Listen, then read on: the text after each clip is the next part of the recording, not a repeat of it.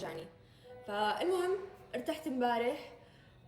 وعملت كمان طريقة جديدة، حطيت رجلي بمي باردة مسقعة مع ثلج، والله انه مشي الحال. وكمان جبت ثلجة وحطيتها على رقبتي، جربت كل الطرق امبارح بس مشان يخف. المهم قلت بدي اعمل فطور، فقلت صور لكم كيف بعمل البيض. بعمل بيض مقلي، بس كل ما حدا ياكل بيض مقلي بيقول لي هذا اطيب بيض مقلي اكلته بحياتي. تعالوا نعمله مع بعض، وطريقة كتير سهلة يعني ما بدها كتير فلسفة. بس في مكون ترجيتكم آخر مرة، أنا كأني عملت لكم إياه آخر مرة، أنا عملتها بيب. طلعت عاملة البيض قبل. لا والله. ايه هلا اكتشفتي كيف يعني؟ تذكرت وقت قلت لهم بليز بليز بليز دوقوا مع التباسكو الأخضر. ايه طلعت عملته لهم. قولي والله. طب شوي كنا نعمل حالنا إنه أنا ما فرجيتكم ونعمل بيض مع بعض. أوكي، أعمل 4 eggs.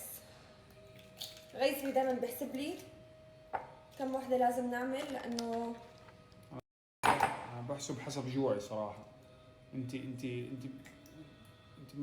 بس يعني على الشم بتشبعي. أنا أكشلي كثير جوعان. اوكي معناته اعملي 5. والله امبارح كم وحده عملتي؟ 8. 8. آه. اعملي 5. أعمل 5. ايه امبارح عملت لهم بيض بس رجعت كثير حبوه. أنا بحس 1 2 3 4 5. أوكي هاي 5. أنا بحس لأنه البيض ما عم أقلبه على الجهة الثانية مشان هيك عم يكون طيب. ايه بضل هيك من فوق. anyways شو بدك؟ هل خذي. هل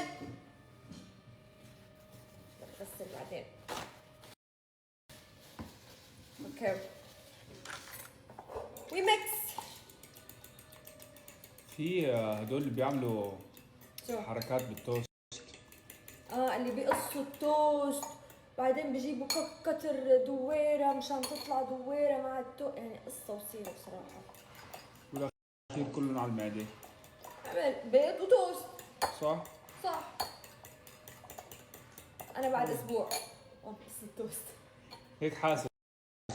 والله هيك بس. بتعرف شو اشتهيت؟ شو اشتهيت؟ سندويشة توست هيك مقرمشة مع نوتيلا. والله هيك او دارك شوكليت مثلا.